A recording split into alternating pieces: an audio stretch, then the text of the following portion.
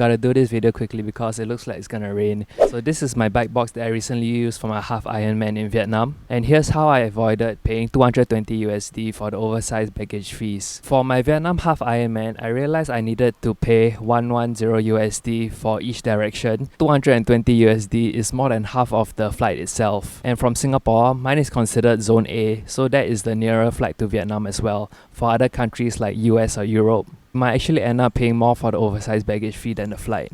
This is what Vietnam Airlines says. The bike charges can be free if it meets two criteria. First one being less than 23 kg and second one being all three dimensions not more than 203 cm. And by the way, it really depends on your flights because I know some flights don't have this 203 cm dimension allowance. I believe Singapore Airlines and Scoot does not have this allowance, so you can bring a standard bike box to those airlines. You just need to check this website. I'll put a link in the description. Scroll to the bottom of the website, you see a table, and then put the airline you want inside and see the bike allowed free if within luggage allowance column. And that is why I cut my bike box to 203 cm exactly. The dimensions are 100 cm across, 70 cm high, and roughly 23 cm depth. I've actually got this bike box measured by someone in Vietnam Airlines. Thankfully didn't need to pay the oversized baggage fee. I can't really show you how I cut the bike box because I did it about 4 months ago.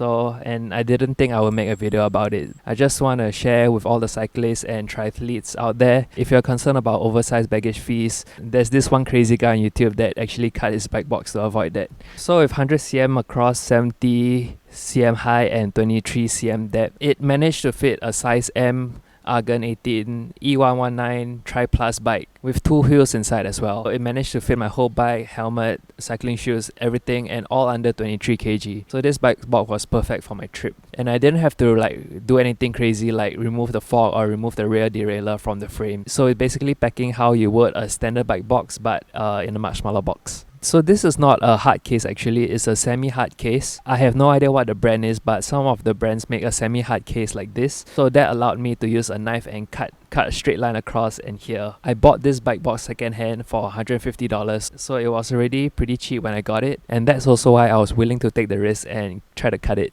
So how did I cut the bike box? As I mentioned, I just used a knife and cut it that way, and then with the part I cut, I drill it back into the bike box, so on top here there's still material to protect the bike. If you ever decide to cut the bike box, please don't cut the zip because I cut everything else and then left the zip here and I sewed back the zip. I got the red fabric from Shopee and then I just sewed the fabric from the outer part to the zip, and that's all I did. And if you're wondering whether the zip hold up or not, the answer is no.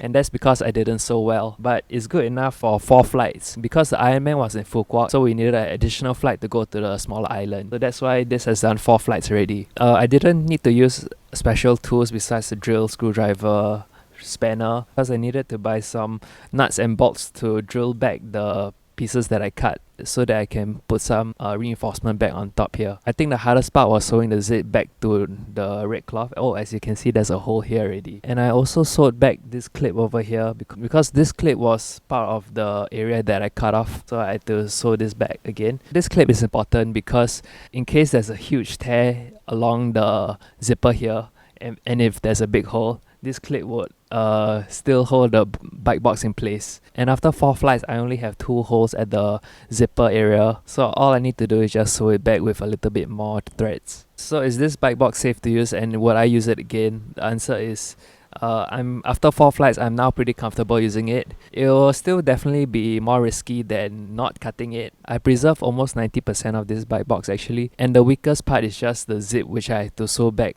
And I don't believe that the bike will just fall out of the bag if there's a huge hole at the zipper area, because the bike is strapped to the walls of the bike box and the bike and wheels is not freely moving inside. So if something is gonna drop out because there's a hole, it's gonna be some of the loose items that is not secured into the bag. And by the way, I also bought another hard case bike box which is sitting in my bedroom, and that will be for the airlines that don't have such a dimension regulation. And I bought that bike box for $15 Singapore.